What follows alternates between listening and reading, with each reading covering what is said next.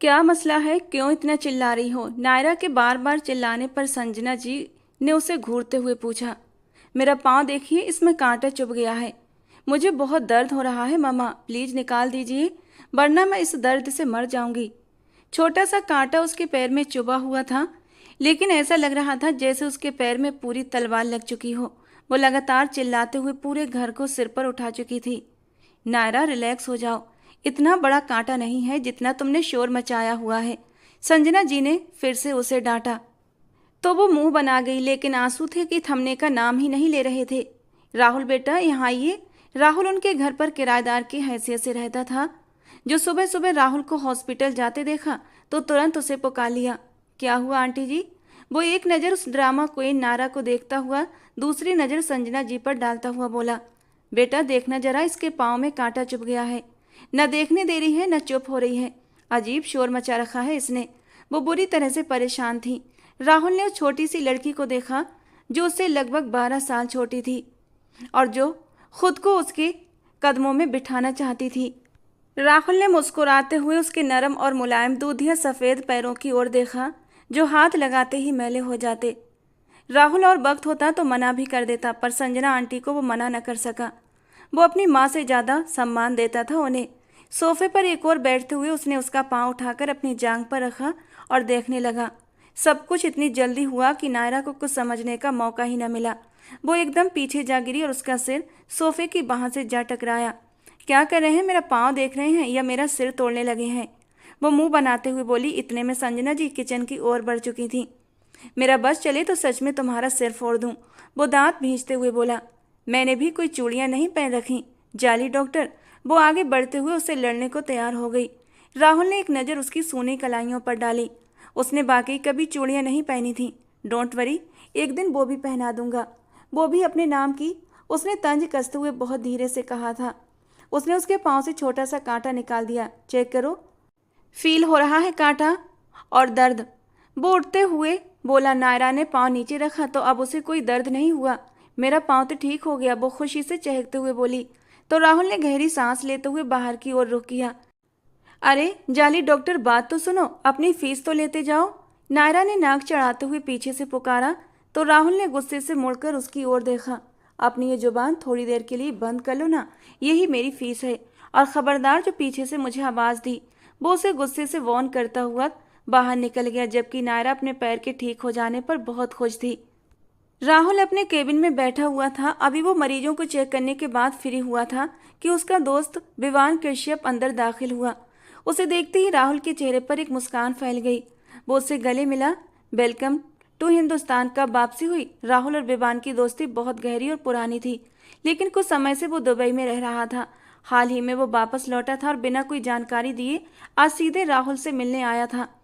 यही कोई 2 दिन पहले। सोचा तुम्हें सरप्राइज दूं, तो मैं यहाँ एकदम अचानक तुमसे मिलने आ गया। वही वाह, बहुत ठाट बाट है तुम्हारे।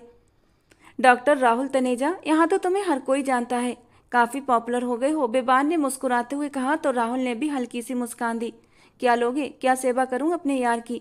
फिलहाल तो कुछ नहीं, मेरे साथ चलो हॉर्स राइडिंग करने, तुम्हारे बिना मज़ा नहीं आता यार। इस टाइम? शाम हो रही है, कल चलते हैं। राहुल ने उसे कभी किसी बात के लिए मना नहीं किया था और जानता था कि विवान को हॉर्स राइडिंग और गोल्फ का बहुत शौक है। अभी वो अपनी बात ही कर रहे थे कि अचानक दरवाज़ा खुला और घबराई हुई एक नर्स अंदर दाखिल हुई। डॉक्टर राहुल प्लीज़ अंदर चलिए, इमरजेंसी हो गई है, वो कहते हुए बाहर निकल गई। डॉक्टर राहुल ने एक नज़र बिबान की ओर डाली और फिर तेजी से दरवाजे की ओर बढ़ गया। बिबान भी उसके पीछे निकल पड़ा। क्या हुआ? बाहर इमरजेंसी वार्ड के पास भीड़ देखकर डॉक्टर राहुल ने माथे पर बल डालते हुए पूछा। सर, एक आदमी है, उसे गोली लगी है और डॉक्टर नंदा ने कहा है ये पुलिस केस है। कोई हाथ नहीं रख रहा तो उस आदमी ने डॉक्टर नंदा की कनपटी पर वो उसके बाजू से गोली निकाले। अब ऐसे में वो ना अंदर किसी को जाने दे रहा है और ना ही आने दे रहा है, और हमें साफ मना किया गया है कि पुलिस को इन्वॉल्व न किया जाए, वरना वो डॉक्टर नंदा को। डॉक्टर ईशा ने आते ही डॉक्टर राहुल को सारी बात बता दी। डॉक्टर राहुल के माथे पर गुस्से से बल पड़ गए। उसने आगे बढ़कर डॉक्टर नंदा के केबिन का दरवाज़ा खोलना चाहा, लेकिन वो अंदर से लॉक था। डॉक्टर बोहान और डॉक्टर मिकाल कहाँ हैं? डॉक्टर राहुल ने अपने सीनियर्स के बारे में पूछा। सर, वो हॉस्पिटल में मौजूद नहीं है, इसीलिए आपको बुलाया, डॉक्टर ईशा ने परेशानी से कहा। इतना बड़ा हॉस्पिटल है और ये सब। गार्ड को अंदर बुलाओ, ये दरवाजा तोड़ो, डॉक्टर राहुल ने सख्ती से आदेश दिया। अगले ही पल गार्ड ने दरवाजे का लॉक एक झटके से तोड़कर फेंक दिया और सामने का मंजर देखकर डॉक्टर राहुल ने होंठ भींच लिए। एक आदमी था, उसके बाजू पर पट्टी बंधी हुई थी और उसने एक हाथ से डॉक्टर नंदा के गले में बांह डाली हुई थी और दूसरे हाथ से उसकी कनपट्टी पर। खबरदार डॉक्टर, आगे बढ़ने की कोशिश मत करना, वरना ये डॉक्टर जान से जाएगी, उस आदमी ने आक्रामक अंदाज में खुद का बचाव करते हुए कहा, जबकि डॉक्टर नंदा के चेहरे पर डर की झलक साफ दिखाई दे रही थी। विवान भी वहीं मौजूद था। उसके अंदर का खून उबाल खाने लगा। सामने खड़ा आदमी कोई बहादुर नहीं लग रहा था। लड़की की कनपट्टी पर रखने के बावजूद वो घबरा रहा था। उसके माथे पर पसीने की बूंदें भी नजर आ रही थी, जिसे विवान ने बखूबी भांप लिया था। अगले ही पल, एक सेकंड की देर किए बिना विवान ने अपनी पैंट की जेब से एक तेज धार वाला निकालते हुए उस आदमी के गन वाले हाथ पर दे मारा। वो आदमी तड़प कर पीछे गिरा। विवान ने बिना देर किए उसे अपनी सख्त पकड़ में लिया, जबकि डॉक्टर नंदा अब भी डरी हुई उसे ही देख रही थी। इसी बीच पुलिस भी पहुंच चुकी थी और उस आदमी को उनके हवाले कर दिया गया। विवान अब डॉक्टर राहुल की ओर बढ़ा, जो गुस्से से उसी को देख रहा था। तुम हीरो बनने से बाज नहीं आते ना? अगर निशाना जरा भी चूक जाता तो ये चाकू डॉक्टर नंदा को भी लग सकता था। राहुल की बात पर विवान ने एक नज़र सामने खड़ी डरी सहमी खूबसूरत और नाजुक सी डॉक्टर नंदा की ओर देखा, जिसकी बड़ी बड़ी सुरमई आंखों में अब भी डर समाया हुआ था। अगर मेरी जगह तुम भी होते तो शायद ऐसा ही हो सकता था, लेकिन विवान कश्यप का निशाना कभी नहीं चूकता। विवान ने डॉक्टर नंदा को अपनी गहरी नज़रों से देखते हुए कहा, मेरा ख्याल है आपको मेरा धन्यवाद करना चाहिए। वो उसके करीब होते हुए 2 कदम की दूरी पर रुककर दिलचस्पी से उसके मोहक चेहरे को देखते हुए बोला, 1 इंच का फासला था, वहीं लग सकता था वो चाकू। डॉक्टर नंदा ने नाराजगी से मुंह बनाते हुए गुस्सा बर्दाश्त किया और माथे पर हाथ रखते हुए कहा, लग सकता था, लगा तो नहीं ना? विवान का निशाना बहुत पक्का है, अगर मारना होता तो आप ही को लगता। वो इस बार गंभीर और सपाट अंदाज में बोला। ओके, चलता हूँ, कल मुलाकात होती है, कहकर राहुल की सुने बिना वो वहाँ से चला गया। जबकि डॉक्टर राहुल ने वहाँ से सारा मैस क्लियर करवाया, लोगों की भीड़ हटवाई। डॉक्टर ईशा डॉक्टर नंदा को केबिन की ओर ले गई। डॉक्टर नंदा की आंखों में आंसू थे। एक तो उस इंसान ने पट्टी करवाने के चक्कर में उसे डरा दिया था और दूसरा अब इस विवान कश्यप ने हीरोपंती दिखाकर उसे ऊपर पहुंचाने में कोई कसर नहीं छोड़ी थी। वो अंदर से बहुत सहम गई थी। डॉक्टर नंदा, आपको घर जाना चाहिए, आराम करें, वैसे भी ऑफ टाइम होने वाला है। डॉक्टर राहुल ने उसकी हालत को देखते हुए उसे घर जाने का मशवरा दिया। वो सहमति में सिर हिलाते हुए बाहर निकल गई। प्लीज पापा मान जाए ना, सिर्फ 1 दिन की बात है, जाने देना। नायरा शाह को कॉलेज ट्रिप के साथ उत्तराखंड जाना था, लेकिन उसे इजाज़त नहीं मिल रही थी। 2 दिन से लगातार वो अपने पापा से इजाज़त लेने की कोशिश कर रही थी, लेकिन वैभव शाह उसे किसी सूरत जाने की इजाज़त नहीं दे रहे थे। उन्हें पता था उनकी बेटी नायरा इतनी होशियार और चालाक नहीं है, वो अपनी हिफाजत कैसे करेगी, और 1 दिन और रात के लिए तो उसे खुद से दूर कर दें, ऐसा तो कभी मुमकिन ही नहीं था। उनकी जान बसती थी अपनी इस इकलौती बेटी में। सबसे ज़्यादा उसके नखरे उसके पापा वैभव शाह ही उठाते थे, जिस वजह से वो बहुत ज़्यादा लाडली और नाजुक मिजाज हो गई थी, और शरारती तो हद से ज़्यादा। हरगिज नहीं, मैं आपको इतनी दूर नहीं भेज सकता, और वो भी 1 रात और 1 दिन के लिए। मेरा दिल नहीं मानता मेरा बच्चा, उन्होंने उसे प्यार से अपने पास लगाते हुए कहा। पापा प्लीज़ जाने देना, मेरी सारी फ्रेंड्स जा रही हैं, सिर्फ मैं ही नहीं होंगी, और मेरा बहुत मन है कि मैं अपनी फ्रेंड्स के साथ एंजॉय करूं, लेकिन आपने कभी मुझे जाने ही नहीं दिया। अब मेरा दिल कर रहा है कि मैं उत्तराखंड देख लूं, पहाड़ों पर बरसती बर्फ देखूं। प्लीज़ पापा जाने दें, प्लीज़ प्लीज़ प्लीज़। वो फिर से उनके सीने से सिर टिकाए हुए बार बार उन्हें मनाने की कोशिश कर रही थी, जबकि दूर बैठी संजना जी ने घूरती हुई नज़र अपनी बेटी पर डाली, जो हर बार ऐसे ही नाटक करके अपने पापा को हर बात के लिए राजी कर लेती थी। अभी पिछले ही दिनों उसने जिद करके एक बहुत महंगा मोबाइल लिया था, हालांकि संजना जी ने बहुत मना किया था, लेकिन वैभव शाह अपनी बेटी की हर जायज़ नाजायज़ ख्वाहिश पूरी करते थे, जिससे संजना जी थोड़ी परेशान हो जाती थी। अच्छा, मैं सोचूंगा, फिलहाल इस टॉपिक को यहीं क्लोज करो और जाकर सो जाओ, उन्होंने आधी रजामंदी के साथ उसकी आंखों में बहते आंसू देखकर कहा।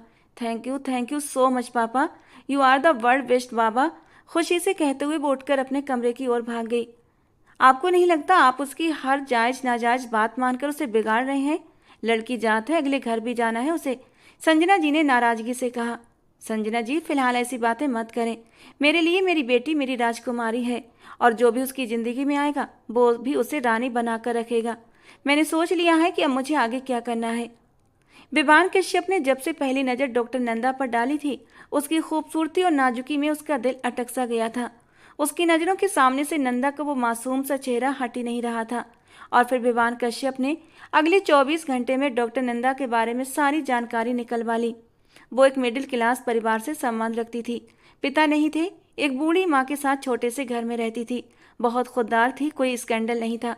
सबसे बड़ी बात, वो सिंगल थी, जिससे विवान को सबसे ज़्यादा खुशी हुई थी।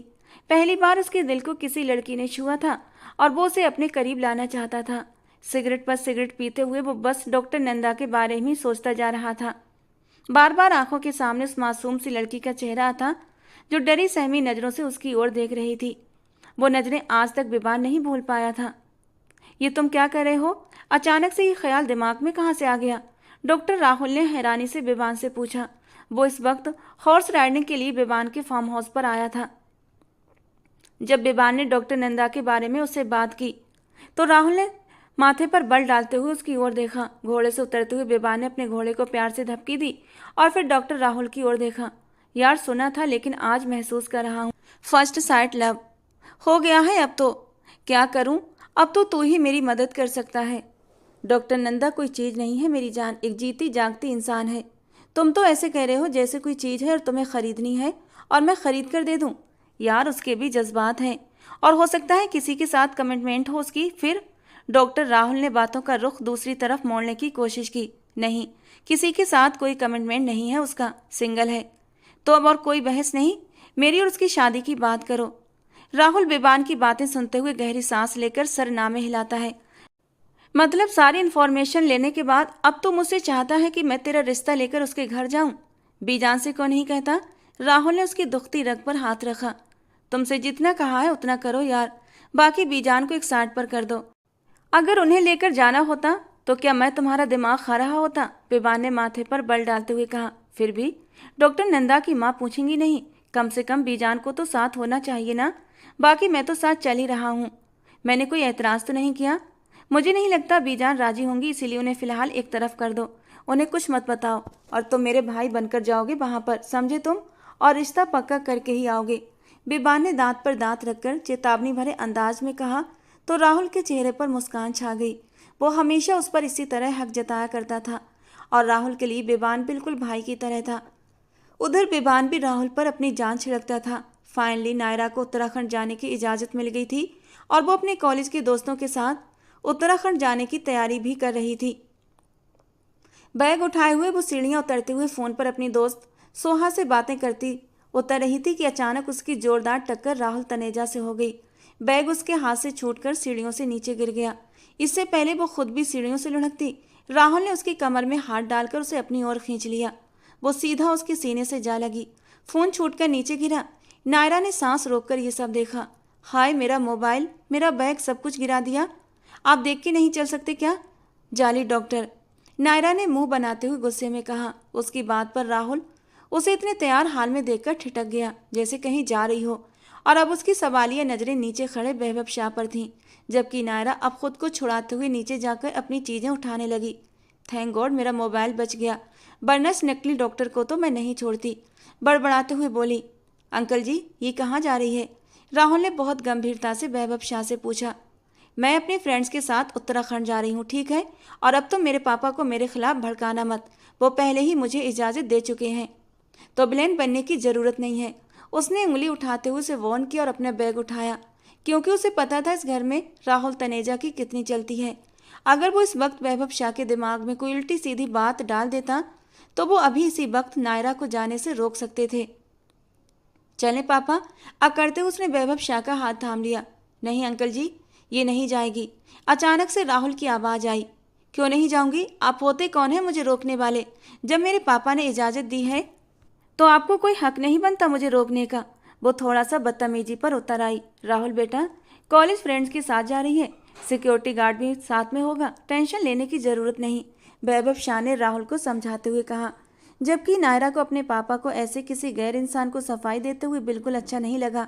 उसे बुरा लगा कि राहुल उसके पापा से इस तरह बात कर रहा है। अंकल जी, ये नहीं जाएगी। मुझे किसी सिक्योरिटी गार्ड या किसी भी इंस्टीट्यूट पर इतना भरोसा नहीं कि इसे अकेले कहीं भी भेज दूं। आपने मुझे बेटा कहा है तो बेटा बनकर मैं इस घर की और घर के लोगों की हिफाजत करना चाहता हूँ, और इसीलिए इस बात को यहीं ख़त्म करें। नायरा, अंदर जाओ, वो हक से बोल रहा था। नायरा तो जैसे आग बबूला हो गई। हरगिज नहीं, मैंने फैसला कर लिया है, मैं जा रही हूँ, और खबरदार जो आप मेरे रास्ते में आए तो। उसका लहजा बदल गया था तो राहुल ने अपने हाथों की मुट्ठियां कसकर भींच लीं। नायरा, अंदर जाओ, वैभव शाह इस बार राहुल की भाषा में बोले तो उसने और भी ज्यादा गुस्से से राहुल को देखा। पापा, आप मुझे इजाजत दे चुके हैं, अब इस नकली डॉक्टर की वजह से आप मुझे मना कर रहे हैं? नायरा वो नम लहजे में रो पड़ी, जबकि वैभव शाह की ऊंची आवाज सुनकर वो एकदम सहम भी गई थी। जितना कहा है उतना करो, अंदर जाओ। इस बार वो थोड़ा गुस्से में बोले तो नायरा राहुल को गुस्से से घूरती हुई अपने कमरे की ओर बढ़ गई। अंकल जी, मैं जानता हूँ आपको मेरी बात बुरी लगी होगी, लेकिन आप भी जानते हैं कि मैं क्यों मना कर रहा हूँ। हालात ऐसे नहीं हैं कि उसे इतनी दूर अकेले भेजा जाए। आप मेरी बात समझ रहे हैं ना? राहुल वैभव शाह के करीब होता हुआ धीमे लहजे में समझाते हुए बोला। हाँ, सब जानता हूँ। मैं खुद नहीं चाहता कि वो जाए, पर उसकी जिद के आगे मैं चुप हो गया। वो गहरी सांस लेते हुए धीमी आवाज में बोले, अंकल जी, उसकी हर बात मत मानिए, वो बिगड़ रही है। राहुल की बात पर वैभव शाह सोच में पड़ गए, जबकि दीवार के पीछे छुपकर उनकी बातें सुनते ही नायरा के दिल में राहुल के लिए गहरी नफरत पैदा हुई। और अब न जाने ये नफरत कौन सा तूफान लेकर आएगी। डॉक्टर राहुल, आप यूं अचानक हमारे घर? डॉक्टर नंदा ने घबराकर राहुल की ओर देखा, जबकि उनके पीछे उसी दिन वाले इंसान को देखकर नंदा थोड़ी सी हैरान हुई। अंदर आने के लिए नहीं कहेंगी? डॉक्टर राहुल ने दोस्ताना अंदाज में कहा। आइए। वो उन्हें अंदर ले आई और अपनी मम्मी जी के कमरे की ओर बढ़ी। उसकी मम्मी जी से मिलकर राहुल ने नहीं बल्कि विवान कश्यप ने शादी के संबंधित बात की। कुछ पल तक वो खामोश रही। इस दौरान नंदा किचन में थी। वो नहीं जानती थी अंदर क्या बातें हो रही हैं, लेकिन राहुल को अचानक यहाँ देखकर और उसके दोस्त को देखकर वो थोड़ी परेशान और उलझन में थी। वो जब चाय की ट्रे लेकर अंदर आई तो उसने उन्हें बहुत ही खुशनुमा माहौल में एक दूसरे से बातें करते देखा और वहीं अपनी मम्मी के पास जाकर बैठ गई। नंदा, डॉक्टर राहुल खास मकसद से आए हैं यहाँ पर। मोना जी ने नंदा की ओर देखते हुए बात शुरू की। कैसा मकसद मम्मी? वही शांत अंदाज। विवान कश्यप तो आज उसकी सिर्फ एक झलक देखकर नजरें फेर गया था। वो नहीं चाहता था नजरों की दीवानगी पर कोई सवाल उठे। ये डॉक्टर राहुल के दोस्त हैं और ये तुम्हारे लिए रिश्ता लेकर आए हैं। तुम्हारी क्या राय है इस बारे में? माँ की साफ गोई पर नंदा ने रुख मोड़कर सामने बैठे इंसान की ओर देखा। मैं तो जानती तक नहीं इन्हें, मैं इनसे शादी कैसे कर सकती हूँ? और आपके कहने पर ये यहाँ मेरा रिश्ता लेकर आए हैं? डॉक्टर नंदा ने माथे पर बल डालकर डॉक्टर राहुल से पूछा। ये मेरे कहने पर आए हैं, राहुल की जगह विवान कश्यप ने जवाब दिया। चलिए, ये सवाल मैं आपसे पूछ लेती हूँ, किसकी परमिशन से आप ही रिश्ता लेकर आए हैं? और अगर आ ही गए हैं तो मेरा जवाब यही है, मुझे आपसे शादी नहीं करनी। मैं तो आपको जानती तक नहीं। आप कौन हैं क्या हैं मुझे नहीं पता, लेकिन इतना जरूर जानती हूँ आप बहुत बड़े अमीरजादे हैं और आपके साथ मेरा स्टेटस बिल्कुल भी मेल नहीं खाता। इसीलिए बेहतर होगा कि आप यहाँ से चले जाएं। नंदा ने साफ साफ इस रिश्ते से इनकार कर दिया। विवान कश्यप के सफ़ेद चेहरे पर गुस्से की लालिमा फैल गई। मैं यहाँ ना सुनने नहीं आया, बहुत इज्जत और सम्मान से आपको रुखसत करने आया हूँ। हाँ कर दीजिए तो बेहतर होगा, और इस रिश्ते के बारे में पॉजिटिव सोचें, वरना मेरे पास और भी बहुत से तरीके हैं। विवान की बात पर डॉक्टर राहुल ने मुड़कर उसे ऐसे घूरा जैसे कह रहा हो, अगर खुद ही बात करनी थी तो मुझे बीच में क्यों डाला? तो आप रिश्ता लेने नहीं, धमकी और जबरदस्ती से मुझसे शादी करना चाहते हैं? डॉक्टर नंदा ने गुस्से से खड़े होते हुए कहा। ऐसी बात नहीं है डॉक्टर नंदा, विवान बहुत अच्छा इंसान है। अगर उसमें जरा सी भी कमी होती तो मैं कभी उसके साथ यहाँ ना आता।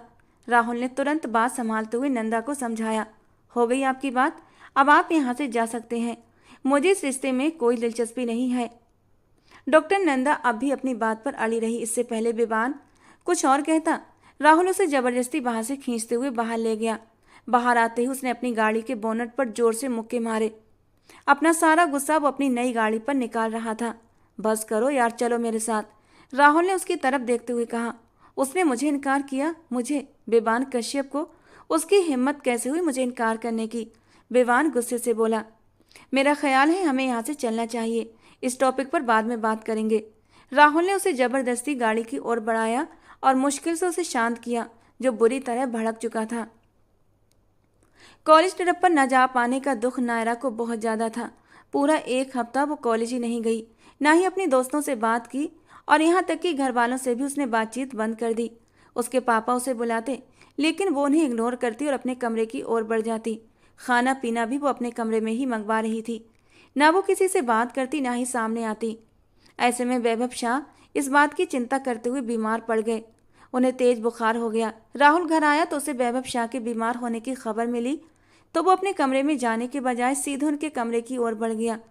उसने उनका बुखार चेक किया, उन्हें दवा दी और संजना जी को उनके लिए हल्का खाना देने की हिदायत दी। फिर वो दोबारा उनकी ओर मुड़ा। किस बात का तनाव ले रहे हैं आप? क्या हुआ है? वही नरम लहजा जो उसकी पहचान था। इस वक्त वैभव शाह को राहुल बहुत अपना अपना सा लगा। राहुल बेटा, जिंदगी मौत का कोई भरोसा नहीं, और दोस्त कम दुश्मन ज़्यादा है मेरे। ये बात तुम भी अच्छे से जानते हो। इसीलिए मैंने एक फैसला लिया है कि मैं अपनी बेटी नायरा शाह की विदाई कर दूं। उनकी बात पर डॉक्टर राहुल एक बार को चौंक गया। ऐसा क्यों सोच रहे हैं आप? घर के अंदर नायरा सुरक्षित है। वो उलझ गया। जानता हूँ सुरक्षित है, लेकिन दिन ब दिन उसकी मांगें बढ़ती जा रही हैं। बहुत जिद्दी हो गई है। जरा जरा सी बात पर ओवर रिएक्ट कर जाती है। कहीं गुस्से में आकर वो कोई गलत कदम न उठा ले, इसी बात का डर है मुझे। और मैं जानता हूँ तुम उसे संभाल लोगे। बचपन से तुम्हारी मंगेतर है वो। ये बात वो नहीं जानती, लेकिन तुम तो जानते हो ना। इसीलिए मैंने फैसला किया है कि मैं तुम दोनों की पूरे रस्मों रिवाजों के साथ शादी कराऊं और रुखसती भी साथ कर दूं। उनकी बात पर राहुल ने दोनों हाथों की मुट्ठियां बनाते हुए उन्हें थोड़ी के नीचे टिकाया और गहरी सोच में डूबते हुए उन्हें देखा। आप जानते हैं, वो अभी 18 की भी नहीं हुई है। क्या ये सही है? राहुल थोड़ा परेशान था। 3 महीने बाद नायरा 18 की हो जाएगी, इससे कोई फर्क नहीं पड़ता। और फिर मैं उसका बाप हूँ, उसकी शादी का हक रखता हूँ। इसीलिए मैंने फैसला किया है, इस शुक्रवार को तुम दोनों की शादी और विदाई दोनों एक साथ कर दी जाएगी। वो भी बहुत सादगी से। उन्होंने जैसे अपना अंतिम निर्णय सुना दिया और बेड की टेक लेकर अपनी आंखें बंद कर लीं। उन्हें वो दिन याद आने लगा जब उन्होंने अपने दोस्त यानी राहुल के पापा विनोद तनेजा की बात मानकर नायरा का रिश्ता राहुल के साथ तय कर दिया था। और आज उन्हें इस फैसले पर बहुत खुशी महसूस हो रही थी, क्योंकि राहुल एक बहुत अच्छा इंसान था। उन्हें पूरी उम्मीद थी वो उनकी बच्ची को संभाल लेगा, उसकी गलतियों के बावजूद, उसकी नादानियों के बावजूद। क्या वो राजी हो जाएगी? इस एक सवाल ने राहुल को चौराहे पर लाकर खड़ा किया। होना पड़ेगा। तुम उसकी चिंता मत करो, मैं उसे संभाल लूंगा। तुम शादी की तैयारियां शुरू करो। उन्होंने राहुल का हाथ थामते हुए पूरे अधिकार से कहा, तो राहुल सिर हिलाकर हामी भरने लगा। बहुत बड़ा कमीना है तू।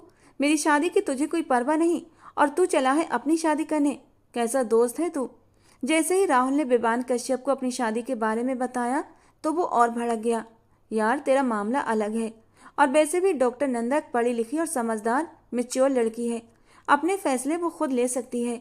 और बात रही मेरी मंगेतर की, वो अभी सिर्फ 17 साल की है। समझ ले, अभी बहुत छोटी है, जिसे हम झगड़ालू मगरमच्छी भी कह सकते हैं, क्योंकि जब देखो हर वक्त लड़ने मरने के लिए तैयार रहती है। अब तक पता नहीं उसने घर में कितना बड़ा तूफान मचा दिया होगा जब उसे ये सब पता चला होगा। खैर, मैं डॉक्टर नंदा से एक बार फिर बात करूंगा। अभी थोड़ी झिझक रही है, थोड़ा अनसेफ फील कर रही है। तू भी तो हद करता है, बिना भरोसे की डोरी थमाए सीधे ही इतना बड़ा कदम उठा लिया। सब कुछ ठीक हो जाएगा, थोड़ा इंतजार करना पड़ता है, और यकीन मान भाई, सब्र का फल मीठा ही होता है। राहुल ने विवान को बहुत हिम्मत दी, जबकि विवान के दिल में राहुल की शादी की बात सुनकर गुस्से के मारे आग धधक रही थी। दोनों लगभग हम उम्र थे, बल्कि विवान राहुल से 6 महीने बड़ा था, और अब उसे ये बात कचोट रही थी कि राहुल पहले शादी कर रहा है। मैं ऐसा कभी नहीं होने दूंगी पापा। मैं उस नकली जाली डॉक्टर से कभी शादी नहीं करूंगी।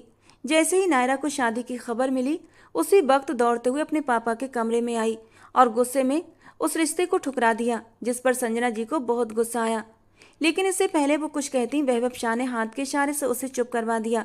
नायरा, तुम्हारा उससे बचपन में ही रिश्ता तय हो चुका है, और ये तुम्हारे विनोद अंकल की ख्वाहिश पर हुआ था, जो अब इस दुनिया में नहीं है। उन्हीं की आखिरी ख्वाहिश थी कि तुम उनकी बहू बनो, और मैं नहीं चाहता कि अब और देर हो। इसीलिए मैंने सोच समझकर ये फैसला लिया है, और अब इससे ज़्यादा सफाई नहीं दूंगा। बेटी हो इसीलिए बता रहा हूँ, और जान से भी प्यारी हो। पापा, आप मेरे साथ जुल्म कर रहे हैं। आप जिससे कहेंगे मैं शादी कर लूँगी, लेकिन प्लीज़ उस खड़ूस डॉक्टर से मेरी शादी मत कराइए।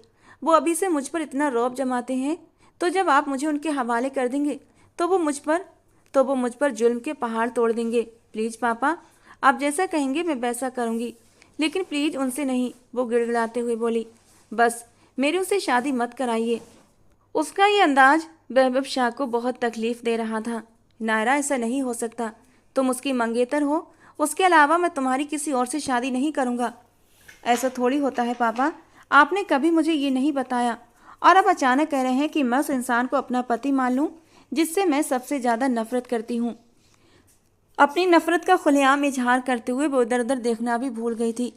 दरवाजे से कमरे में दाखिल होते राहुल के कदम ठिठक गए। नायरा की उस तरफ से पीठ थी, उसने राहुल को आते नहीं देखा। अब तुम्हारे मुंह से एक शब्द भी निकला तो तुम अपने बाप का मारा हुआ चेहरा देखोगी, वैभव शाह ने पहली बार गुस्से से डांट कर कहा तो नायरा आंसुओं से भरी आंखों से उन्हें देखने लगी। वैभव शाह का दिल पिघल गया, लेकिन वो जानते थे अगर आज नरमी दिखाई तो वो जिद करने लगेगी, इसीलिए वो उसे सख्ती से देखते हुए मुंह फेर कर खामोश हो गए। नायरा रोती हुई दरवाजे की ओर बढ़ी, तभी सामने खड़े राहुल पर उसकी नजर पड़ी। उसने गहरी नफरत भरी नजरों से उसे देखा और कमरे से बाहर निकल गई। अचानक वैभव शाह की तबीयत बिगड़ने लगी। राहुल ने तुरंत आगे बढ़कर उन्हें सहारा दिया और बिठाया, पानी पिलाया और उनकी पीठ थपथपाई। आप ठीक हैं? राहुल बहुत परेशान हो गया था। हाँ ठीक हूँ, फिक्र मत करो, दुखी शब्दों में कहकर उन्होंने आंखें मूंद लीं और राहुल का हाथ अपने हाथों में ले लिया। उनकी चिंता और इनसिक्योरिटी देखकर राहुल उनके पास बैठ गया। राहुल, मुझे पता है मेरी बेटी कभी कभी बहुत गलत बातें कर जाती है, तुम्हारा दिल भी दुखाती है, लेकिन मेरी तुमसे यही गुजारिश है कि कभी उसकी बातों पर आकर उससे सवाल जवाब मत करना। वो मासूम है, जिस तरफ मोड़ोगे मुड़ जाएगी। वो जानते थे कि उनकी बेटी की बातें राहुल के दिल से उसकी जगह मिटा सकती हैं, इसीलिए वो उसका रास्ता साफ कर रहे थे। ठीक है अंकल, आप जैसे चाहते हैं वैसा ही होगा। राहुल अंदर ही अंदर नायरा से तंग आ चुका था, लेकिन वैभव जी को संतोष देकर, उनके चेहरे पर राहत देकर उसे भी सुकून मिला। राहुल को लग रहा था नायरा बहुत ड्रामा करेगी, शोर शराबा करेगी, लेकिन ऐसा कुछ नहीं हुआ। शादी वाले दिन वो शांति से तैयार होकर बैठी थी। उसका यूँ चुपचाप मान जाना राहुल को हजम नहीं हो रहा था। बहुत ही आराम से उसने राहुल के साथ शादी की थी। जब पंडित जी ने कहा विवाह संपन्न हुआ तो राहुल की नज़रें बेख्तियार बेबान कश्यप की ओर उठी। दिल से अपने दोस्त के लिए दुआ करते हुए वो मुस्कुराया, क्योंकि राहुल को पता था बेबान उससे नाराज है और बेबान भी तमाम नाराजगी के बावजूद इस शादी में शामिल हुआ था। सबसे मिलता, बधाइयाँ लेता। अब वो वैभव शाह के पास आया। अंकल, आप खुश हैं? उनके पास बैठते हुए उसने पूछा। खुश मैं उस दिन होऊंगा जिस दिन मेरी बेटी खुश होगी, लेकिन आज मैं बहुत संतुष्ट हूँ बेटा। मैंने अपनी बेटी को ऐसे हाथों में सौंपा है जो उसकी हिफाजत अपनी जान से भी ज़्यादा करेगा, उन्होंने भरोसे और यकीन भरे शब्दों में कहा। राहुल ने सिर हिलाते हुए उनके यकीन पर मोहर लगा दी। उधर नंदा इस वक्त अपनी दोस्त डॉक्टर ईशा के साथ एक मार्केट आई थी। वहाँ अपने लिए एक ड्रेस पसंद कर रही थी। तभी अचानक दो नकाबपोश उस दुकान में घुस आए। हाथ ऊपर, कोई अपनी जगह से नहीं हिलेगा। दोनों नकाबपोश आदमी सबको झुकने को कहने लगे और काउंटर से सारी नकदी निकालने लगे। डॉक्टर नंदा डरकर एक तरफ दीवार से चिपक कर खड़ी हो गई। दोनों नकाबपोश अपना काम करते हुए वहां से तेजी से निकलने ही वाले थे कि उनमें से एक की नज़र डॉक्टर नंदा पर पड़ी। उसकी आंखों में पहचान झलक रही थी। ये वही आदमी था जो एक बार अस्पताल आया था और हंगामा किया था। डॉक्टर नंदा ने उसकी आंखों में झांकते हुए देखा तो डर गई। वो आदमी चलता हुआ उसके पास आया और अपना मास्क नीचे कर दिया, फिर उसे घूरने लगा। पहचाना मुझे? अब की बार उसने आंखें सिकोड़ते हुए डॉक्टर नंदा को बुरी तरह डरा दिया। क्या हुआ? हैरान हो गई? सोच रही हो कि पुलिस ने मुझे पकड़ लिया था तो मैं यहाँ कैसे आ गया? तो डॉक्टर ने जी, पुलिस को हम लोग जेब में लेकर घूमते हैं। और तुम्हें क्या लगा कि मैं तुम्हें भूल गया हूँ? तुम्हारी वजह से मुझे तकलीफ हुई थी। जैसे ही जेल से छूटा सबसे पहले यही सोचा कि तुम्हें ढूंढूं, लेकिन फिर ये सोचकर रुक गया कि मेरे बाजू से गोली निकालने वाली तुम ही थी, इसीलिए छोड़ दिया। लेकिन आइंदा मेरी नज़रों के सामने मत आना, वरना सीधी ऊपर जाओगी। वो उसे गहरी नज़र से देखते हुए मास्क दोबारा नीचे कर गया। तभी उसका दूसरा साथी डॉक्टर नंदा की कलाई को जोर से पकड़ने लगा। ये क्या कर रहे हो? छोड़ो इसे, पहले वाले ने अपने साथी से झगड़ते हुए कहा। यार, इतना ज़बरदस्त माल है, छोड़कर जाने का दिल नहीं कर रहा, इसे भी साथ ले चलते हैं। दोनों भाई मिलकर मजा करेंगे, फिर फेंक देंगे। उसके साथी ने अपनी घिनौनी सोच बताई। इससे पहले वो कुछ करता बेबान कश्यप अपने गार्ड्स के साथ दुकान में घुस आया। दोनों नकाबपोश उसे देखकर घबराकर भागने लगे, लेकिन विवान के गार्ड्स ने उन्हें पकड़ लिया। ये बेकसूर है, प्लीज इसे कुछ मत कहना, एक नकाबपोश की ओर इशारा करते हुए डॉक्टर नंदा ने विवान से कहा। उसका किसी गैर आदमी के लिए फिक्रमंद होना विवान कश्यप को बहुत बुरा लगा। उसने आगे बढ़कर दोनों के मास्क हटा दिए। उनमें से एक वही था जो पहले अस्पताल में डॉक्टर नंदा पर हमला कर चुका था, और आज उसी के लिए नायरा ने विवान को रोका था। विवान ने अपने गार्ड्स को इशारा करके उन दोनों को वहां से गायब करवा दिया। दुकान का लूटा हुआ सारा माल वापस करते हुए उसने नंदा की ओर देखा। बहुत हैरानी हुई मुझे डॉक्टर नंदा कि ये गुंडे के लिए आपके दिल में हमदर्दी जाग उठी, जबकि एक शरीफ इंसान की मोहब्बत, प्यार, इज्जत और सम्मान कहीं नजर नहीं आया। मेरा हाथ तो दूसरे ने पकड़ा था और उसने इसे रोका था, इसीलिए मैंने सिर्फ इतना कहा कि इसे कुछ मत कहिएगा। नंदा ने सफाई दी, मगर विवान कश्यप कड़वाहट से बोला, तुम्हारी जबान से किसी और के लिए हमदर्दी का एक शब्द भी मुझे कबूल नहीं डॉक्टर नंदा, इसीलिए बेहतर होगा कि अब से मेरे सामने किसी गैर आदमी से हमदर्दी करने की भूल मत करना। तुम्हारा एक शब्द उसकी मौत को करीब ला सकता है, क्योंकि तुमने अभी सिर्फ मेरा एक रूप देखा है और मैं नहीं चाहता तुम मेरा दूसरा रूप देखो। वो गुस्से से कहते हुए वहां से पलट गया, जबकि नंदा चुपचाप उसे जाते हुए देखती रही। रात के करीब 11 बजे डॉक्टर राहुल अपने कमरे की ओर बढ़ा। वो ये उम्मीद कर रहा था शायद नायरा गुस्से में होगी, लड़ाई के लिए तैयार बैठी होगी। राहुल ने गहरी सांस लेते हुए दरवाजे के हैंडल पर हाथ रखा। दिल तेजी से धड़कने लगा। वो नायरा से लगभग 12-13 साल बड़ा था और जानता था कि वो अक्सर बातों पर बहुत जज्बाती हो जाती है। वो शुरू से ही उसकी जज्बाती नेचर को जानता था। उसने कुछ सोचकर अपने हाथ पीछे कर लिए, लेकिन फिर एक लंबी सांस लेते हुए अंदर दाखिल हुआ। सामने देखा तो नायरा सजी समरी घूंघट निकाले बिस्तर पर बैठी थी। राहुल को सख्त हैरानी हुई। दरवाजा लॉक करते हुए वो उसके पास आया। उसे लगा शायद नायरा होश में नहीं है, वरना उसे इतनी खामोशी की उम्मीद नहीं की जा सकती थी। धीरे से उसके पास बैठकर उसने उसका घूंघट हटाया तो उसका खूबसूरत मासूम चेहरा देखकर एक पल को बिल्कुल खामोश हो गया। 16 श्रृंगार किए हुए वो किसी अप्सरा जैसी लग रही थी। राहुल की धड़कन जैसे रुक सी गई। उसकी खामोशी पर राहुल ने उसका नाजुक हाथ थामना चाहा, मगर उसने कोई प्रतिक्रिया नहीं दी। नाराज हो? इतनी की बात तक नहीं कर रही? मैं तो यही सोच रहा था तुम मुझसे लड़ोगी, लेकिन तुम तो बिल्कुल खामोश हो। इतनी जल्दी हार मान ली? यकीन नहीं आ रहा मुझे। सच सच बताओ, क्या चल रहा है तुम्हारे दिमाग में? राहुल की बात पर नायरा ने अपनी पलकों को ऊपर उठाया। बेशक राहुल बहुत खूबसूरत और असरदार इंसान था, मगर नायरा उसे उतनी ही नफरत करती थी। उसी नफरत में उसने चुपचाप शादी तो कर ली थी। अपने पापा की आखिरी ख्वाहिश के आगे वो झुक गई थी, लेकिन उसने मन बना लिया था अब राहुल का जीना हराम करेगी। उसने इतना परेशान करेगी कि वो खुद ही उसे छोड़ देगा। वो उसके लिए एक अच्छी बीवी का नाटक करती हुई चुपचाप राहुल के हवाले हुई। आपको ऐसा क्यों लगा कि मैं आपसे लड़ूंगी? उसने बेहद नरम शब्दों में कहा, लेकिन उसकी आंखें उसके शब्दों का साथ नहीं दे रही थीं। यकीन करना थोड़ा मुश्किल है। राहुल ने उसे खींचकर अपने करीब कर लिया और बस यही नायरा की हद हो गई। उसका इरादा और भी नाटक करने का था, लेकिन राहुल के स्पर्श ने उसके तन बदन में आग लगा दी। उसने दोनों हाथों से उसके सीने को जोर से धक्का दिया और उसे पीछे कर दिया। Don't come close to me. मैंने शादी सिर्फ अपने पापा की खातिर की है, वरना नायरा शाह आपसे इतनी नफरत करती है ना कि मेरा बस चले तो आपकी जान ले ले।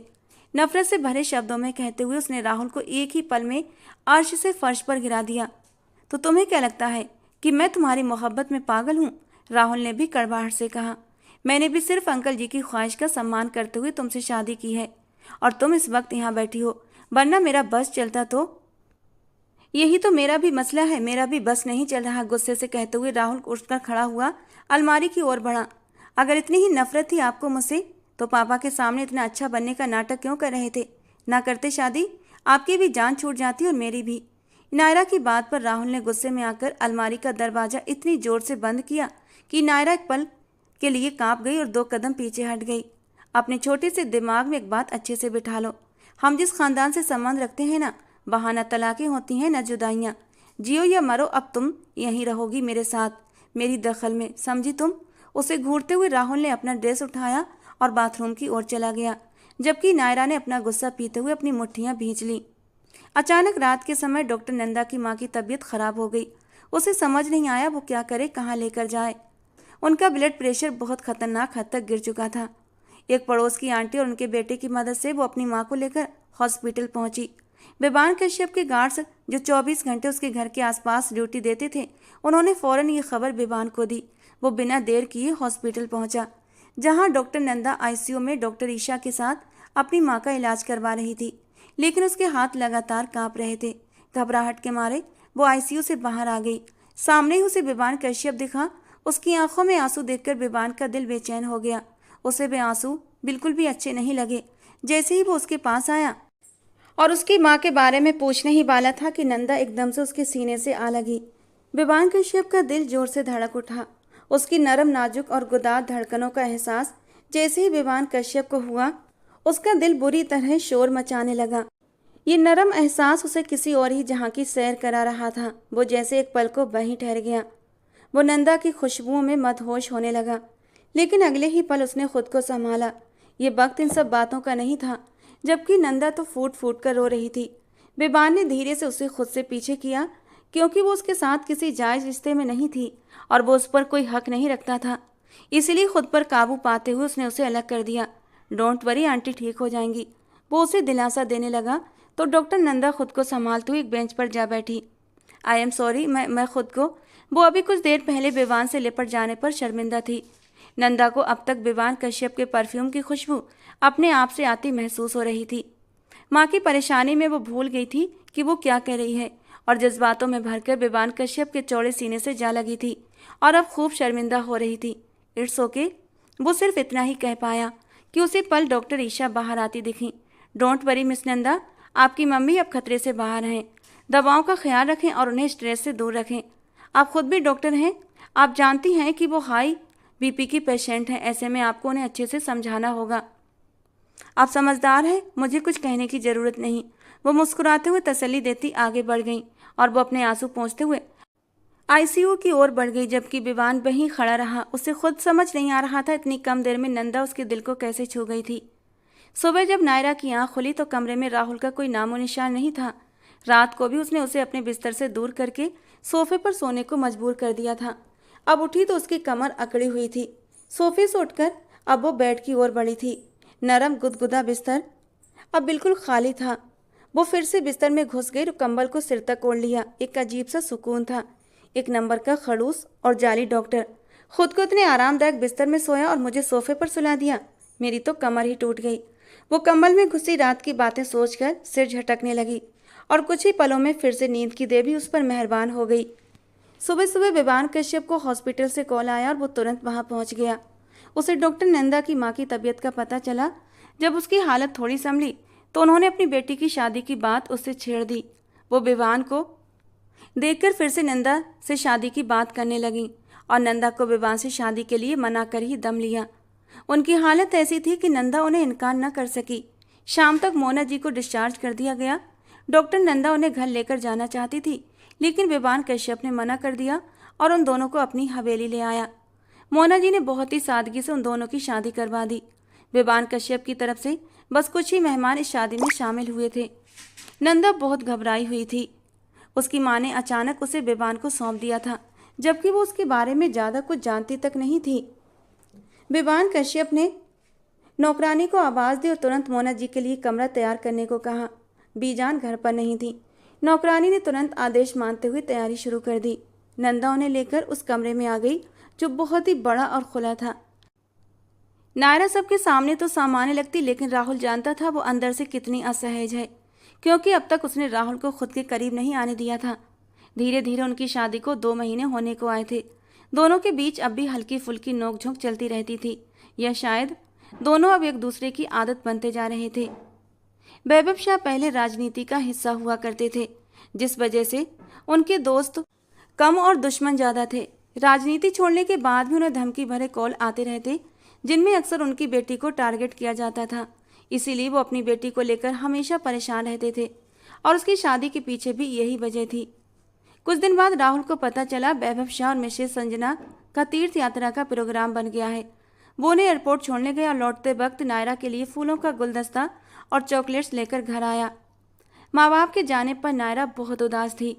वो जाते जाते उसे समझा कर गए थे, लेकिन फिर भी वो इतनी दुखी थी कि एयरपोर्ट तक उन्हें छोड़ने भी नहीं गई थी। उसी उदासी के चलते राहुल आज जल्दी घर आ गया था। अपने कमरे की ओर बढ़ते हुए उसके चेहरे पर हल्की सी मुस्कान आ गई थी। लेकिन जैसे ही वो कमरे में दाखिल हुआ, नायरा बिस्तर में दुबकी पड़ी थी। नायरा, उसने धीरे से आवाज़ दी, लेकिन कोई जवाब नहीं मिला। राहुल ने पास आकर उसका कंबल हटाया तो देखा वो तो बुखार में तप रही थी। ओह गॉड, नायरा उठो, आंखें खोलो। वो घबरा गया था। उसे उठाकर बिठा और माथा चेक करने लगा। बुखार कैसे हो गया? उसकी कमजोर हालत देखकर राहुल बेचैन हो उठा, लेकिन नायरा बिना कुछ कहे आंखें मूंदे सिर बेड के किराउन से टिकाए बैठी रही। मैं खाना लगवाता हूँ, वो धीमे स्वर में कहता उसे और तकलीफ से बचाने की कोशिश करने लगा। खाना खाकर दवा ले लेना, राहुल ने कहते हुए उठकर खड़ा हुआ। मुझे कुछ नहीं लेना, और अब मुझे तंग मत करना, नायरा गुस्से से कहती फिर से लेट गई। क्या बदतमीजी है नायरा, जो कहा है वो करो, वरना मुझे इंजेक्शन लगाना पड़ेगा, वो उसे डराने के अंदाज में बोला। इंजेक्शन? वो भी मुझे? हरगिज नहीं, वो मुंह बनाते हुए बोली। मुंह धोकर आइए अपना। राहुल सच में इंजेक्शन निकाल लाया। ये क्या कर रहे हैं आप? हटाइए इसे। वो घबराकर बेड के दूसरे कोने तक खिसक गई। उसका चेहरा बिल्कुल लाल हो गया था। जब खाना नहीं खाना, दवा नहीं लेनी, तो फिर इंजेक्शन ही लगाना पड़ेगा ना। राहुल बेड पर चढ़कर घुटनों के बल उसके करीब आ गया। वो डर के मारे पीछे हटती रही। नहीं प्लीज हटिए, मुझे नहीं लगवाना। अच्छा, मैं खा लूंगी जो आप कहेंगे। वो फौरन मान गई। अब बहुत देर हो चुकी है, अब तो सिर्फ इंजेक्शन ही लगाना पड़ेगा। राहुल उसके डर का पूरा पूरा मजा लेते हुए बोला। आज पहली बार तो वो उसके काबू में आई थी, वरना इन 2 महीनों में उसने उसे खूब नचाया था। इतनी सजा तो बनती थी उसकी। नायरा डर के मारे उठी और बाथरूम की ओर भागी। राहुल भी उसके पीछे पीछे दौड़ा। इससे पहले वो दरवाजा बंद करती, राहुल ने उसे पकड़ लिया। वो खुद को छुड़ाती पीछे की ओर खिसकी तो लड़खड़ा गई। उसका पैर फिसला और वो सीधे बाथ टब में जा गिरी। राहुल ने झट से उसका हाथ पकड़ लिया, लेकिन नायरा भी उसे थाम कर गिरते हुए उसे अपने ऊपर गिरा बैठी। दोनों ही बाथ टब के ठंडे पानी में गिरे। उसका सिर टब से टकराने ही वाला था कि राहुल ने अपना हाथ रखकर उसे बचा लिया। वो राहुल की शर्ट को थामे कांप रही थी और बुरी तरह उसे चिपक गई थी। उसका सौंदर्य, उसकी नाजुकी, उसकी मासूमियत राहुल ने पहली बार इतने करीब से महसूस की थी। उसके दिल की धड़कनें तेज हो गईं। उसने झटके से नायरा को खुद से दूर किया। उसे अपने जज्बातों से डर लगने लगा था, क्योंकि वो नायरा की मर्जी के बिना उसके साथ रिश्ता नहीं बनाना चाहता था। नायरा धीरे से उठी, ठंड से कांपती हुई। राहुल भी टब से बाहर आया और उसे देखता रहा। वो डर और शर्म से आंखें बंद किए हुई थी। थोड़ी देर बाद राहुल ने आगे बढ़कर उसे टब से बाहर निकाल लिया और शावर चालू करके उसे हल्के गुनगुने पानी के नीचे खड़ा कर दिया, ताकि उसका बुखार भी थोड़ा कम हो सके। लेकिन अब वो ठंड से कांप रही थी और बार बार राहुल के सीने में छिप रही थी। राहुल और नायरा दोनों ही शावर के नीचे भीग रहे थे। राहुल ने उसे कसकर ठंड से कांपती उस नाजुक सी लड़की को अपने सीने से लगा लिया था। वो एक मर्द था, जज्बातों से भरा मर्द। जब उसकी बाहों में उसकी जायज रिश्ते में बंधी हुई उसकी पत्नी थी, तो वो कैसे खुद पर कंट्रोल कर सकता था। उसकी आंखों में मदहोशी छाने लगी। होंठ जज्बात की शिद्दत से कांप उठे। दिल की धड़कनें शोर मचाने लगीं। और उस वक्त राहुल के जज्बात पूरी तरह मचलने लगे जब उसने अपनी गर्दन पर नायरा के नरम होठों का स्पर्श महसूस किया। वो उसकी गर्दन पर अपने नरम मुलायम होठ टिकाए आंखें बंद किए पड़ी थी। उसके होठों का हल्का हल्का स्पर्श राहुल अपनी गर्दन पर महसूस करता हुआ उसे खुद की ओर भी करीब खींच गया। इस वक्त वो अपने जज्बातों की लहर में पूरी तरह बहक चुका था। उसका इस कदर करीब आना, यूं चुपचाप उसे चिपक जाना, उसके अंदर एक पति के तौर पर गहरे जज्बात जगा चुका था। और अब वो अपनी पत्नी से और दूरी सह नहीं सकता था। उसे भी हक था कि अपने दिल की भावनाएं अपनी पत्नी पर जाहिर करे। उसने मचल कर नायरा के होठों को अपनी होठों की कैद में लिया था और बुरी तरह उन होठों का रस चुराने लगा। जब उसकी सांसें थमती हुई महसूस हुई तो राहुल थोड़ा पीछे हुआ और अपनी शर्ट उतार दी। उसकी सांसें जैसे धौंकनी की तरह चल रही थीं।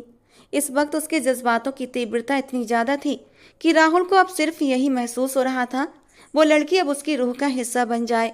वो बेखुदी में उसकी खूबसूरती को उजागर करता जा रहा था और नायरा शर्म से सिमटती जा रही थी। जब उसकी नरम गुदान धड़कनों पर सिर्फ गोल्डन ब्लाउज रह गया तो नायरा शर्माकर उसके सीने से लिपट गई और अपने सीने से लगाते हुए राहुल ने पीछे से उसके हुक भी खोल दिए थे। और अब राहुल के हाथ शरारत करते हुए उसकी धड़कनों तक पहुंच चुके थे और राहुल के हाथों का स्पर्श अपनी धड़कनों पर महसूस करते ही नायरा बुरी तरह मदहोश हुई थी। मदहोश तो राहुल भी बुरी तरह हो चुका था। वो अब नायरा की रूह तक में उतर जाना चाहता था। वो इस कदर बहक चुका था कि ये भी भूल गया था वो नाजुक सी लड़की उसकी शिद्दत पर बुरी तरह मदहोश हो चुकी है। राहुल ने शावर बंद किया और उसे अपनी बाहों में उठाकर बाथरूम से बाहर ले आया। फिर उसे बिस्तर पर लेटाकर खुद भी उसके ऊपर झुक गया। धीरे धीरे वो उसमें इस कदर समा गया कि जैसे उसकी रूह से रूह का मिलन हो। वो उसकी शिद्दत में डूबी खुद को उसके सीने से चिपकाती चली गई और उसकी इस बेबाक हरकत पर राहुल इन नाजुक पलों में भी हंस पड़ा था और उसे सीने से लगाते हुए उसके कान में सरगोशी करने लगा। क्या हुआ मिसेज नायरा? राहुल तनेजा। तुम्हें तो मुझसे नफरत थी ना, अब क्यों मेरी बाहों में सिमटती चली जा रही हो? और नायरा धीरे से बोली थी, वो तो बस आप पर गुस्सा था, लेकिन जो सुकून आपकी बाहों में और आपकी संगत में है, ये सुकून मुझे कहीं और मिल ही नहीं सकता। राहुल ने नायरा को पलटकर बेड पर लिटाया और खुद उसके ऊपर झुकते हुए उसके होंठों को छू लिया।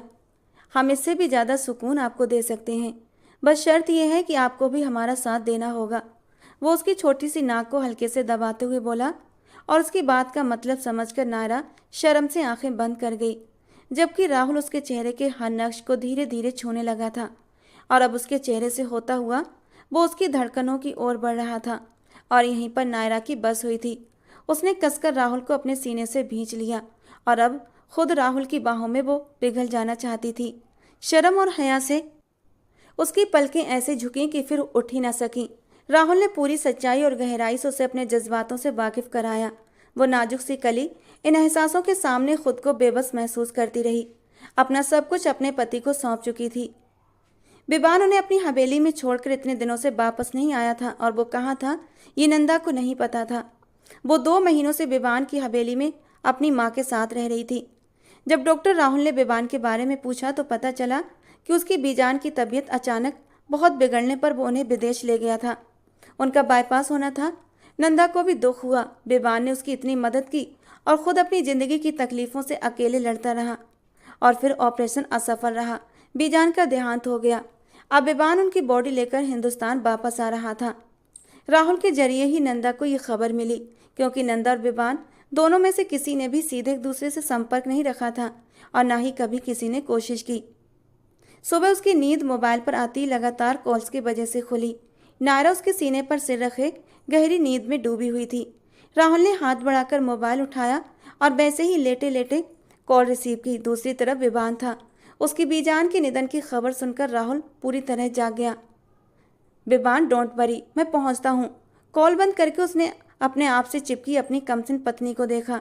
धीरे से उसका सिर तकिए पर रखा और उसके होंठों पर झुकते हुए उनका नाजुकपन अपने दिल में उतार लिया। फिर उसका मासूम चेहरा देखते हुए उसके माथे पर एक प्यार भरा चुंबन दिया। रात को उस नन्ही सी जान ने राहुल जैसे मजबूत मर्द को सहा था। उसकी सिसकियों की गूंज रात भर कमरे में गूंजती रही थी।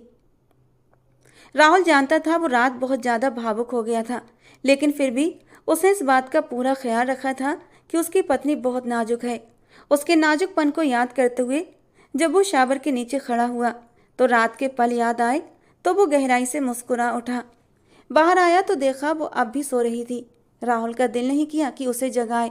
रात भर उसे अपने जज्बातों की बारिश में भिगोने के बाद सुबह जाकर उसने उसे छोड़ा था, इसलिए वो चाह रहा था उसकी नींद पूरी हो जाए। नाश्ते और दवाइयों की हिदायत नौकरानी को देकर वो खुद बिबान की हवेली की ओर निकल पड़ा। राहुल काफ़ी देर तक उसके पास बैठा रहा। फिर रात को अपनी बीवी के ख्याल से वो उठकर खड़ा हुआ।